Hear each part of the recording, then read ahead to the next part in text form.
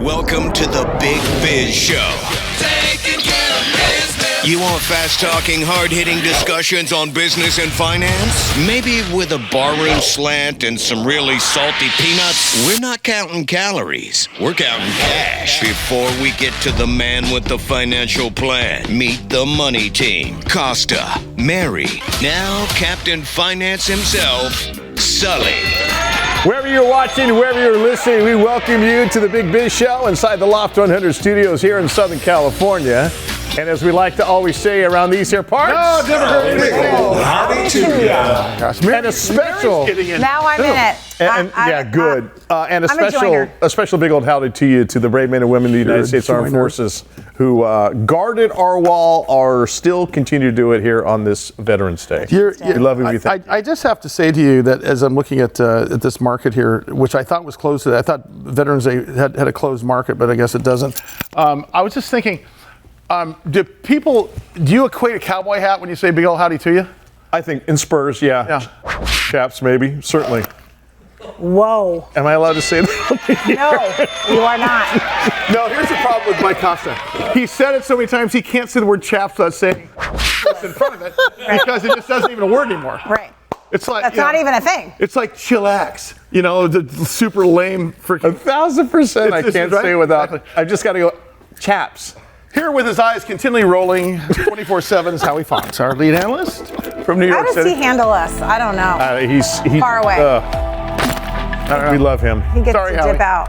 Hey, I love how you double down, Sully. Mike says it, and then you just go, well, I want to, as long as he has to see you crack the door open. I think Mary even said it too. Come on. Unintended. Drive a truck through it. That's clever. Warren Buffett, the Oracle of Omaha, who we are one degree of separation from because of our my very close friend and bass player James East. Brother Nathan East plays at a Warren Buffett party every year in Omaha, and is it Jimmy Buffett? Oh, Jimmy Buffett. Wrong one.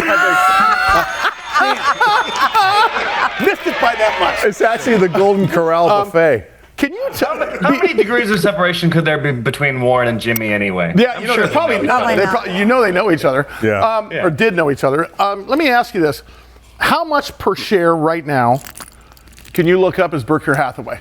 200,000, 300,000? Yeah, it's per because he's never done a split. He's never done anything to. It's just it's literally like 350,000 a share. One share of Berkshire A stock, the original shares, is $744,601.87. And he owns a bunch of shares. Are they still available to Yeah, purchase? he just donated 19,000. That's part of this announcement. 19,000 shares. He's taken. He's grown an average of 19% every year. Am I reading that correctly? Since 1965, it's quite the record. Wow. Compounding growth, yeah. That's 3.7 million %. Out of 100%. Out of 100%. Yeah, I mean this chart is a really good explainer. I mean, if you put $1,000 in the market, the S&P. S&P is the red, by the way, and Warren. S&P is the red, yeah, and blue is Warren Buffett's Berkshire Hathaway. You know, this only goes to 2017, by the way. The divergence grows. And I think he still drives a Chevy Vega and still lives in his 2-bedroom house. He gets very, not frugal. He just doesn't put value on those types of things. The only thing he does, he says, is the Berkshire Hathaway private jet used to be the first one. He does spend some money in the air. That's true, because his time's more valuable than his money. Where did he donate the money? It used to be named the Indefensible. So he transferred a bunch of money. His family has several foundations that help several. I mean, you can pick a category. There's one for almost everything. And his philanthropy is almost as famous really as the Gates philanthropy, but it's just not as public, which I always found really interesting. And I'm not suggesting Gates and his ex-wife Melinda are beating their chests over it, but there was you never see a ribbon cutting with Warren Buffett there. He just rather write a check and go back to his next thing. The first thing on many people's minds here when you say that is, okay, I'm going to start just doing everything that Warren Buffett does. How can someone emulate that sort of return without having $700,000 to buy a share of one of his stocks? Oh, you don't. Well, you don't do it the same way he did. Then that time has passed. So I think, he talked a lot more about values and principles and things, and that's how you're going to do it. I mean, if you do what Warren Buffett did, you have to start very, very small and grow at a very fast rate, which means you're really good at identifying moves in companies that are just really dislocated. And he did it before there was Bloomberg, before anything was digital. I mean, he would read literally hundreds of the actual filings, and they would have them shipped. He would have annual reports mailed to his house. So keep in mind, and if you really want to think like Warren Buffett, like I'll talk about later today, we have Nick Liuzza on the air. I'm going to talk about his balance sheet, and the bottom line is he only gets in companies that have low debt and they have good earning potential. But sometimes, more importantly, cash flow is more important to your mother. He likes revenue more than earnings sometimes. Now, revenue is what comes in the top of the bathtub.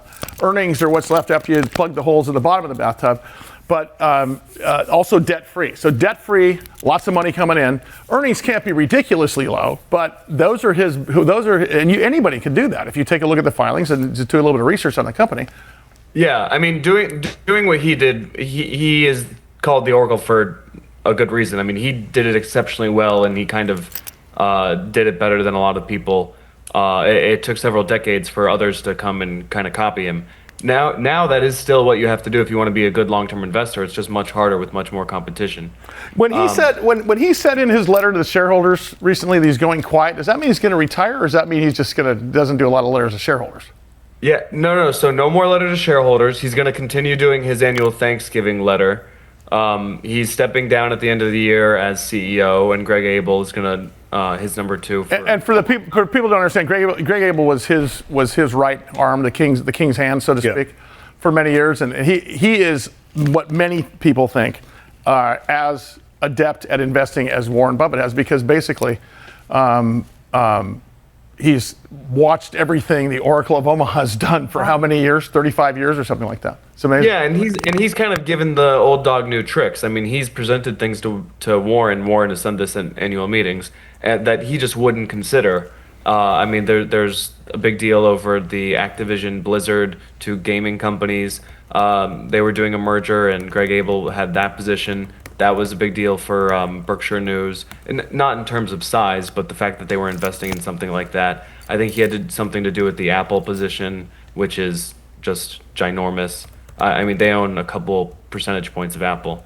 They sold a lot off, but they made a ton of money on that. And technology is, notoriously not Warren Buffett's sector. I mean, he buys Fruit of the Loom and trains and energy companies. Like, he's very down to earth. He doesn't do the Mag 7 or anything like that. Here's what's crazy. The U.S. has about $1.2 trillion in cash equivalents. That's how much money is in the bank. Okay, he's got cash equivalents of what, 380 million, something like that. He owns more. That's about 3%. That's about 3% of the total cash. I mean, seriously, he has so much cash. It represents 3.1% of all the cash the U.S. has. Oh my God. Think about that. How old is he? Now, 95. and he's married. So get that out of your head there, lady. Hey, Warren, hi. Big ol' howdy to you. He's married. Here, I want your wife to drink this. Thanks, buddy. All right. Drink this. I'm sorry. All right, keep it there. Much more to come with this craziness on the Big Biz Show.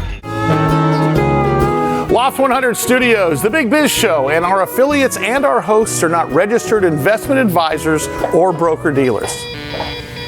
Our show hosts make no commitment that the purchase of securities of companies profiled or otherwise mentioned in our programming are suitable or advisable for any person, or that an investment in such securities will be profitable in general.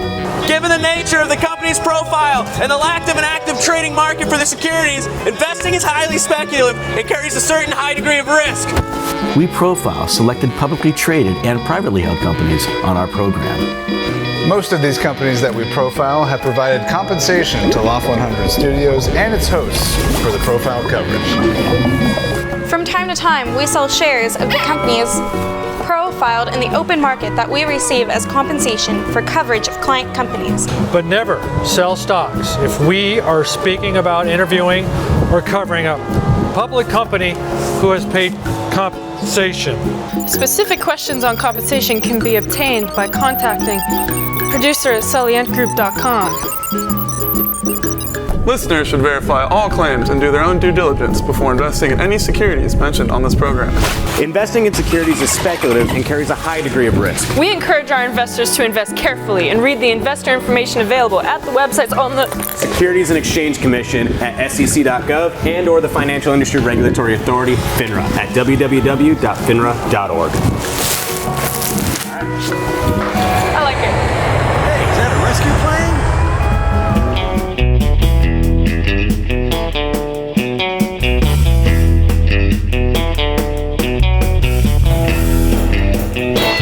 Big Biz Show continues from the Loft 100 studios. Hope everyone's having a great day. That, of course, is the Day Trader Trio. And back here at the bar, it is Costa, it is Marybird Godwin, and it is Sully. Great to have you along today. Big Biz Show continues. One of the oldest guests that we've had, not oldest in terms of age, but oldest in terms of, I think he may be the longest running guest that we've ever had, Steve JJ Weisman, the Scam Rat, who originally wrote the book, The Truth About Avoiding Scams, and along with Identity Theft Alert and about 13 other books, a college law professor at Bentley University in Boston area, and also teaching or learning scams from prisons. I'm careful to say that you're not teaching scams in prison, Steve. No, he actually autographed his book, I Am a Nigerian Prince. That's crazy. Oh my God. That letter scam, which I think was the first scam I ever saw online, and it was called the Nigerian letter scam, is what it was called.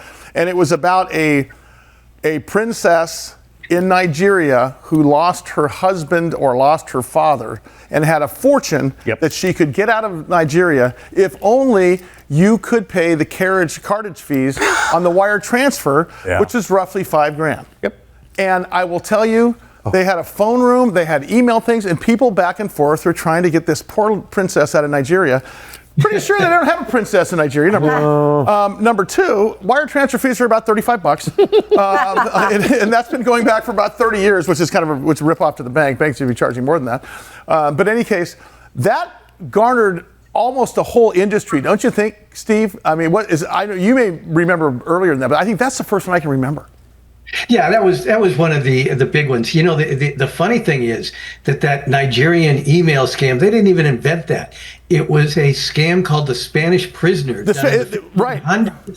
And this was just updated with technology. And that's the difference. The technology has gotten so much easier. And, you know, we joke about Nigerian scammers, but Nigerian scammers are incredibly organized. And they've attacked the United States in a number of different ways. And they also do it with romance scams. They've applied for unemployment compensation.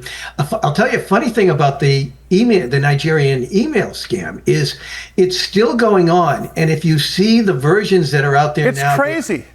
They're absurd. You know, you mentioned the Spanish Prisoner, which is actually it was the original name of the scam. It's a great movie with Steve Martin, and it's not a comedy, but it's called The Spanish Prisoner, and it's still it was about 1991 or so. It still holds. It still Never holds. heard of it. It's a really interesting movie about that. What's interesting is I love to see this. There's a couple of guys, and you see them online, that have figured out a way to hack into these scammers' phone it's the best. rooms, Oh, yeah. and they identify their names and their real addresses while they're on the phone, and because those guys get pretty bossy on the phone rooms, where Yes, you know, don't talk back to me. Send your money now you can't, or whatever. Yeah. So anyway, hey, let's talk about the latest here. You can go to scamicide.com. Scamicide.com is scam of the day that you see that Steve put together, and of course.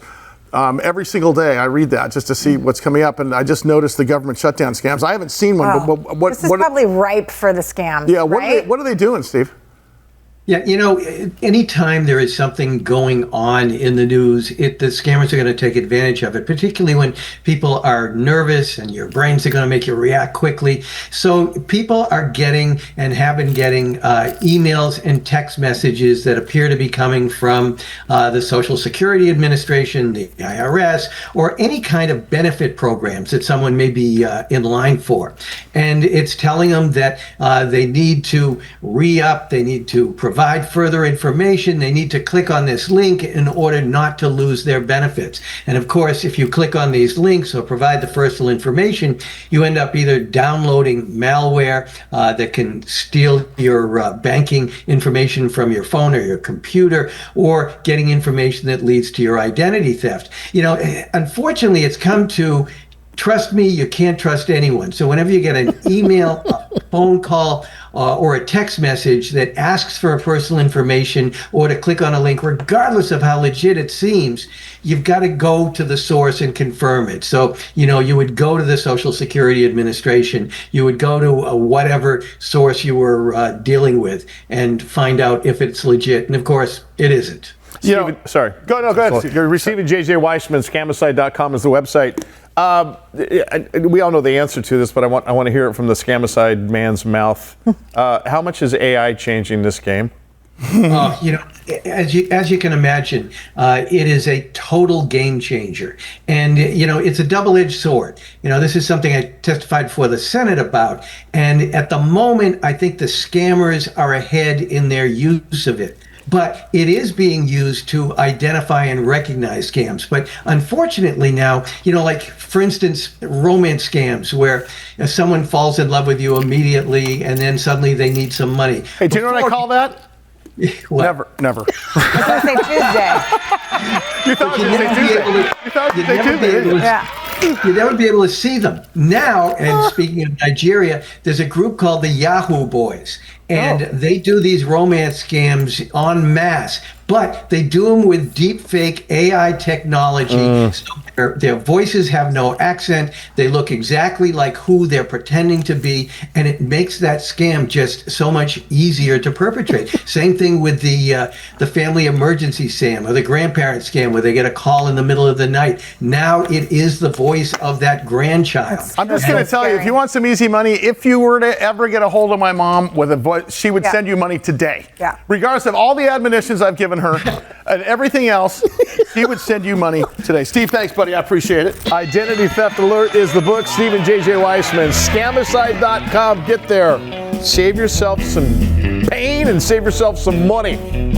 All right, speaking of pain and money, there's lots more to come with the Big Biz Show. Oh, look, I just got offered a job. I'm going to take it.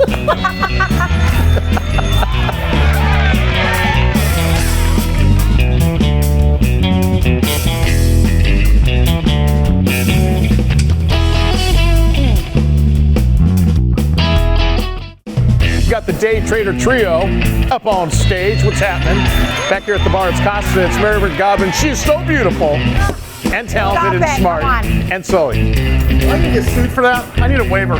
No, but I threw in smart and talented. So when you add in the But if you only culturally appropriated the female and said that, you didn't call James beautiful. Certainly didn't call me beautiful. Oh my God, every single day he walks in, James, look at you, brother. You are so beautiful.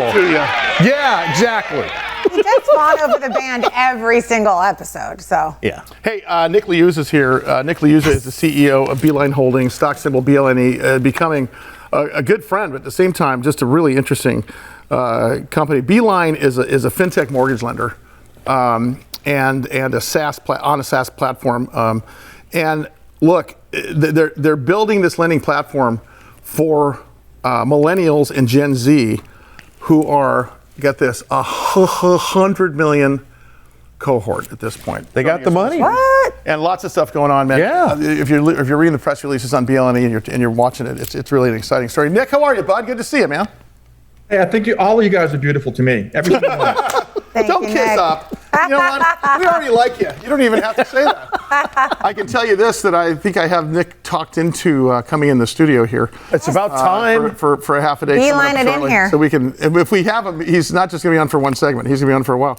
Hey, real quickly, because we're always getting new viewers across the country and across the world, do a real quick overview. I obviously said fintech, millennial, and so on and so forth. You're much more than that. Give us a quick one before we start reviewing what's been going on last week. Yeah, we're completely different than any other mortgage lender out there for two key reasons. Number one, our platform is completely diversified. So when you come through, we can offer you a wider variety of mortgages than the typical lender can, right? Go to any of the top 50 lenders, you go to Rocket Mortgage, you're going to get denied if you can't qualify for a conventional mortgage, whereas we will open you up to a whole nother suite of products that are more designed for the gig economy, which means that your probability of getting an approval is much faster and much easier with us. Secondly, we are addressing, and we have a product that no other mortgage lender has, which is a fractional sale of equity, which means if you want to create liquidity for yourself and you don't want a payment and you don't want a lien on your property, you can sell a fractional piece of your home within about 7 to 10 business days. We'll get you the cash, and then you pay that back when the property is sold. So we're different. We're designed for the gig economy. We speak the language of the gig economy, and give us a try, man. We're completely different. And I have to talk about our financial situation, how that's improved too. If you give me a chance, that would be great. Nick, we always talk about what you do. How has been the response from those younger millennials and Gen Zers who are like, oh my God, if I hadn't have found you, I wouldn't have been able to get into the dwelling that I'm in? Yeah, two specific examples. Go to our website. There's a girl named Kaylee on our website. She literally started crying on a testimonial because she finally got a mortgage. Didn't know that a bank statement loan existed. We gave her the bank statement loan. It's one of these loans outside of the box, which actually approves you based on your ebbs and flows of your bank statement. Wow. It has nothing to do with your income. That's number one. Number two, we're different just because our brand is different. We speak differently. And yeah, again, we're designed for this new upcoming age. It's what's interesting here is you have so many different products. I know that you are focusing on millennial, Gen Z, Gen Y, Gen X, Gen Y, but you actually are for everyone. I went on there the other day and actually did a mock-up application. Just so I could I don't want to give the impression that everyone's welcome. Right? This is not just criteria specific to millennial, Gen Z, Gen Y. No, it's anyone who wants a digital experience, anyone who wants a fast closing, 14 to 21 days, anyone who wants, ease of use and 90% certainty that you're going to get a mortgage after investing 7 minutes with us, right? 7-minute journey. We're going to pull in data, documents that we need, and we're going to give you what we call a ready approval, which has a 90% certainty, if we give that to you, that you're going to get a mortgage. Unlike a pre-approval, which is just based on a thin credit score, which is the industry standard, by the way. Nick Liuzza is the Chief Executive Officer of Beeline Holdings Incorporated, of course, their ticker symbol, BLNE. Hey, Nick, I wanted to drill down a little bit into, you mentioned gig economy, which is something that, it's changed. I feel like the landscape of professional, careers is different now with millennials, but also because of COVID and just a lot of different factors. So how does that affect what you're doing? Because people aren't staying in the same job. Is that what I'm hearing? Like they don't have years of their, paychecks, right? Because it's coming from different places. Is that what you're talking about? 100%. Look, back in the day, and I'm talking about my day, right? 99% of the people, when they graduated from college, they got their job and they had a W-2, right? Yeah. That was the norm, right? That's not the norm anymore. You got influencers, consultants, you have people that have lumpy income, lots of K-1, 1099 income, right? Freddie, Fannie, whose standards were written a long time ago, right? They don't like that. They don't like lumpy income. So the gig economy really is, hey, man, you get paid wherever you can get paid. And sometimes it's multiple jobs. And if it's multiple jobs, mean multiple payments. And in most cases, it's consulting or 1099. And you don't have a lot of options for a mortgage if you have lumpy income that's not consistent. It's interesting. Unless you come to us. Yeah, so can I ask you also, because I want to get to the press release, fantastic press releases and what's going on this week.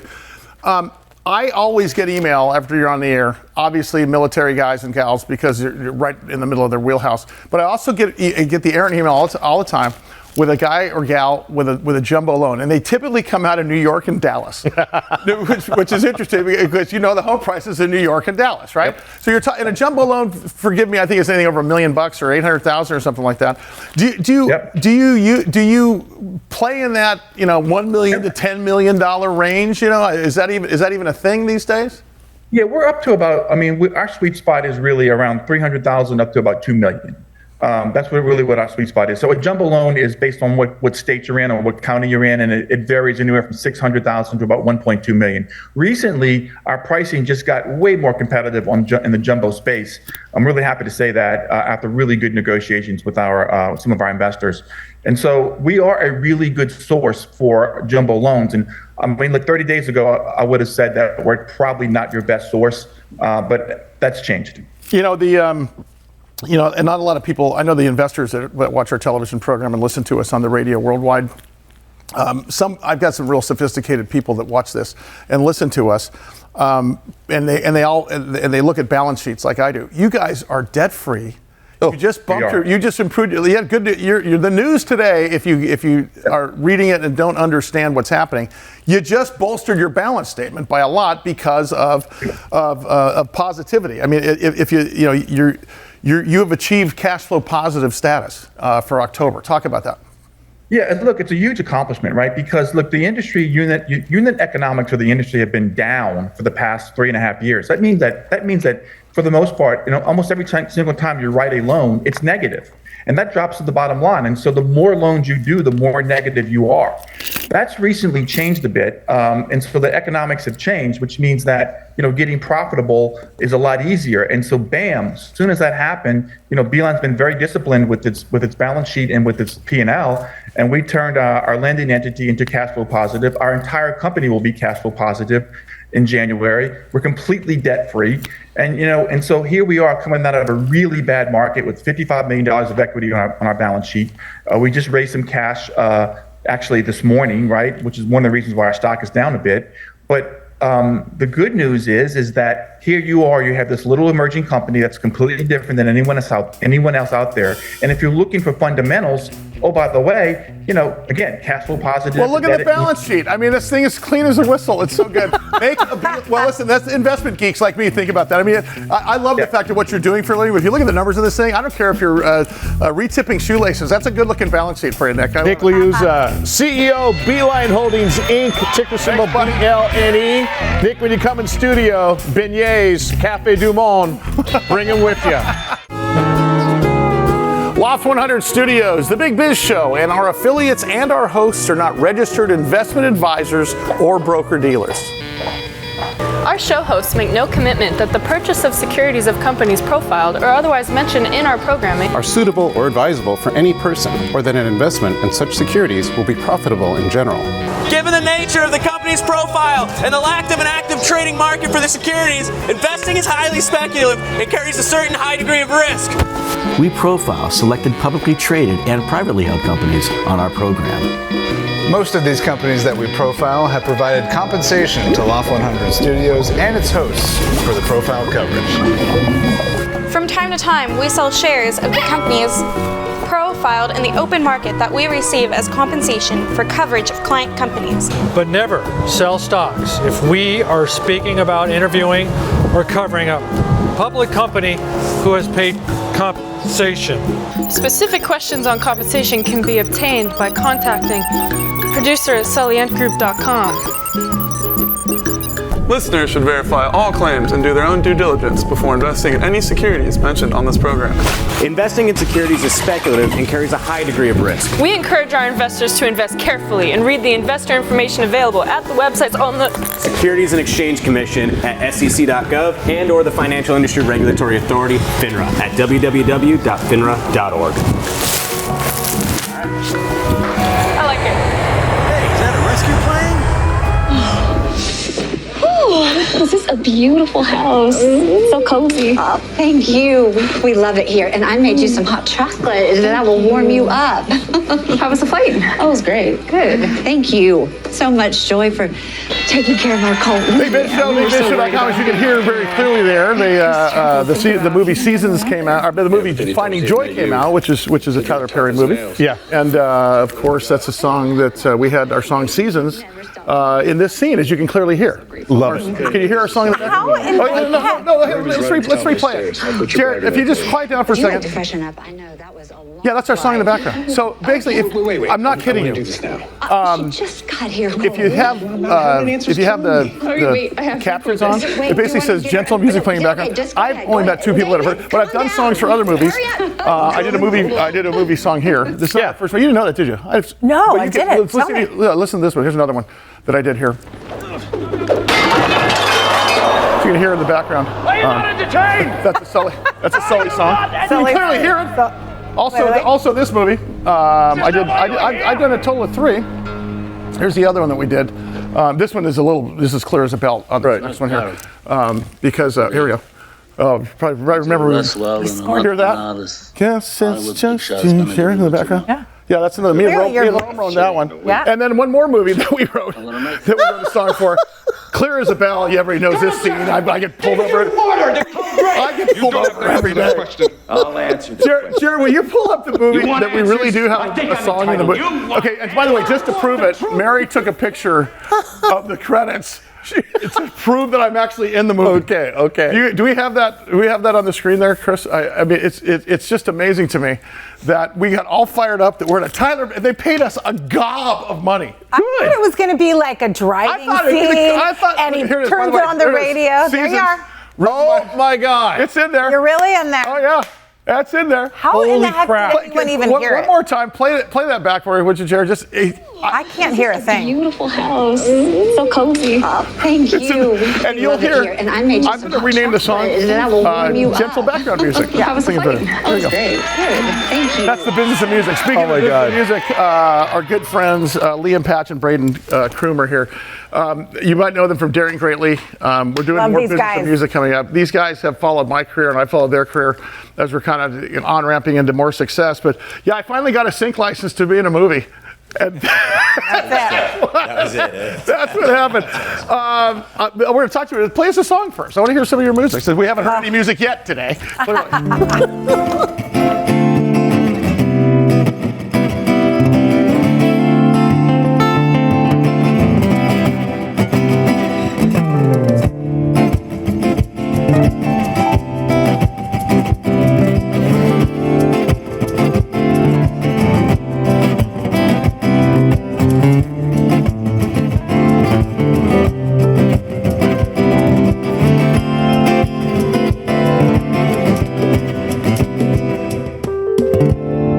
Feeling down and blue today,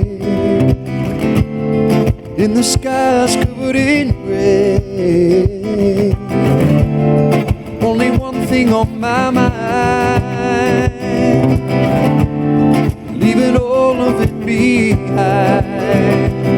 I've tried and tried, but I can't find a feeling quite like Mary. Oh, Mary, sweet Mary.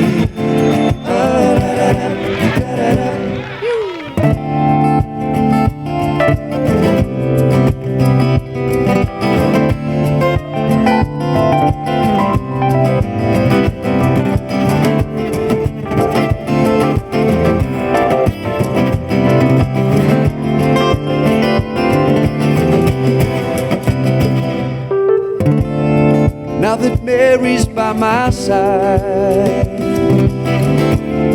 there's a sparkle in my eye.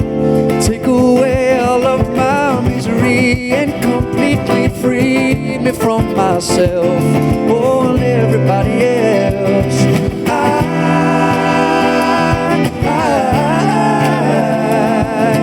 feel alright when I roll with Mary.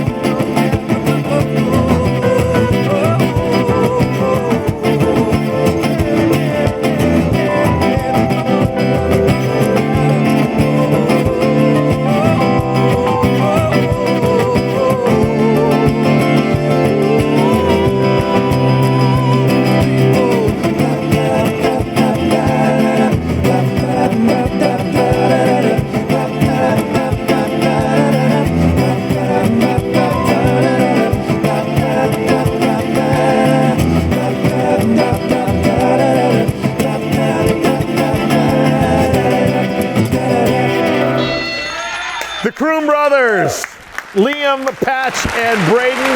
So stoked to have them in studio. We're going to visit with them. Keep it right here as the Big Biz Show continues after this.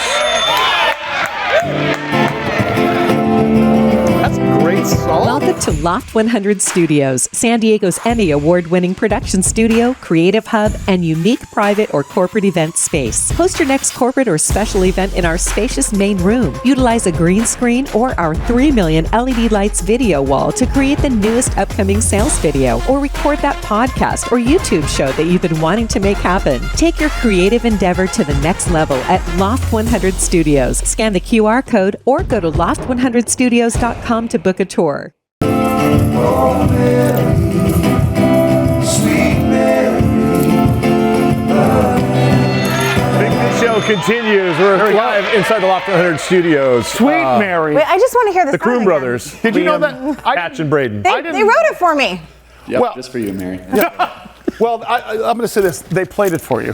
Liam, no, I mean, they picked the don't song break my specifically heart, because guys. Liam, Patch, and Braden are part of a band called Daring Greatly that we've been following for a long, long time. Yep. If you obviously are hearing the Seals and Crofts feel and the Crosby, Stills and Nash feel. so good. And their crowds are growing bigger and bigger in a world where, techno music and rock and process music are out there. And you guys are bringing stuff back that, baby boomers still represent. And you guys are not even close to being baby boomers. And you're right. Keep it alive. Yeah. What's fun though is you go to one of your shows and see see the young people there. I mean, people still resonate with mix of young people and their parents. Parents are notorious for Daring Greatly. You see, kids, now this is the kind of music you should be listening to. Right. Yes, exactly. Can you guys tell us what's going on with Daring Greatly and then what's going on with Croome Brothers? We're grinding, man. We're always grinding. We did a long tour this summer, did 44 shows in 10 weeks up to Canada and back. Wow. Which is where you guys hail from, right? You're originally from all three Canada? of us are from Calgary, Alberta. We started the band 11 years ago with my dad. He was in the band for 6 years. Yeah, when you guys first came on, he was playing bass. Yeah. We've been through a few members since then, and we found some keepers here in San Diego, and Brendan Kuchar and Jeff Starkey.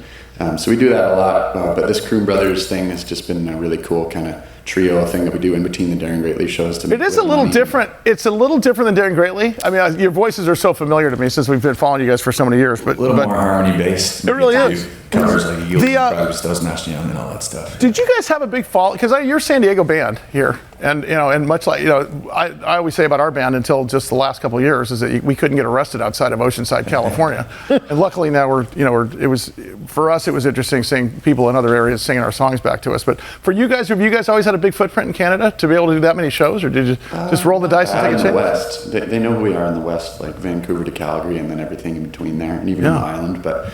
It's a pretty huge country, and there's not a lot of in between the big markets, so we haven't actually ventured east at all in Canada. Interesting. Which is kind of regrettable, but one of these days we'll get over there. I've always wanted to ask you guys, because it's interesting. For us, everything we did, what we think we were doing right, Mary has been a part of that for, 8 years or whatever.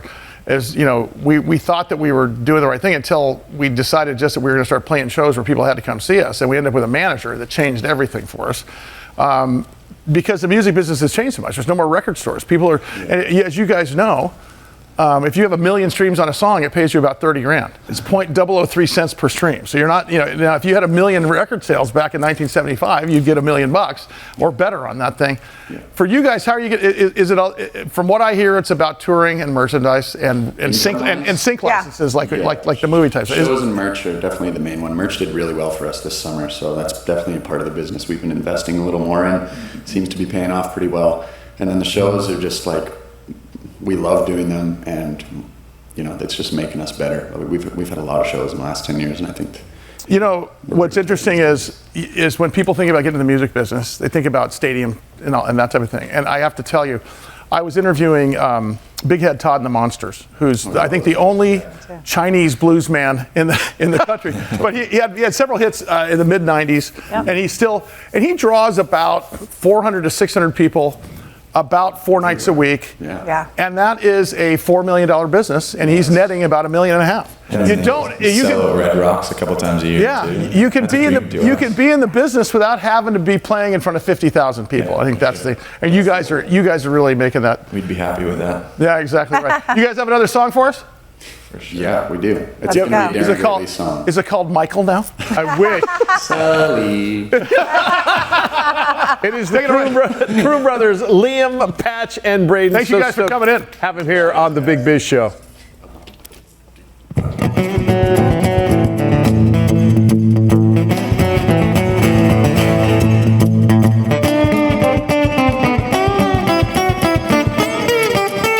Trying to ride away the lines, secretion, arms to get you to see. I can ride about broke down trucks, red soul, ups and double shots of whiskey. Yeah, it's hard to break ground in this funky little town, at least enough to get ahead. Well, I don't mind telling all junk stories about nights that never end. This road has been so damn long. I'm lying in bed every night trying to find that song. Oh yeah. And I try to fit it between those lines, but it ain't my sound. Ain't my sound. No, it ain't my sound. Oh. Well, they say to stay in your lane, make it easy to sing to the melody. But I've got all kinds of half-fiddle lines on the way from soul to country. I got rhythm and blues, jazz infused, funk and rock in my blood. But I don't know where I know, I don't know where I know, I don't know where I belong. This road has been so damn long. I'm staring a hole in the wall, trying to find that song. And I try to fit it between those lines, but it ain't my sound, ain't my sound, ain't my sound.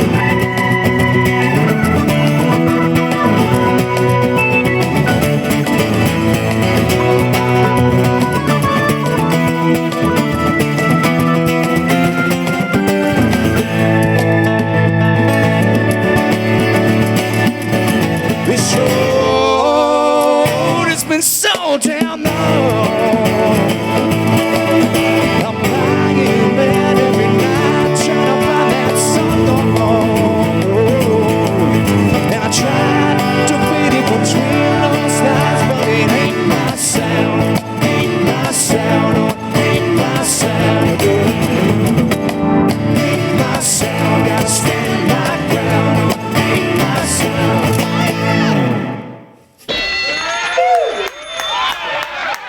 That is the Croome brothers. It's Liam, it's Patch, it's Braden. So stoked to have them in studio here on the Big Biz Show. Keep it right here. Lots more to come right after this.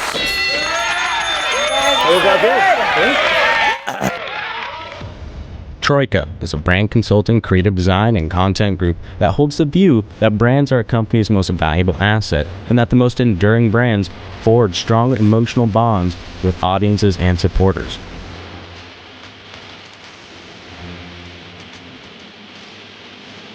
To assist brands in converting audiences into ardent fans, they adopt a fan-centric perspective that guides the way they think, create, and design. Their craft is a blend of art and strategic thinking to create a holistic and meaningful brand experience that builds highly engaged, loyal audiences. Using immersive live experiences, brand partnerships, PR, social media, and influencer marketing, Mission is a communications company that helps brands stand out by interacting with consumers from a cultural perspective.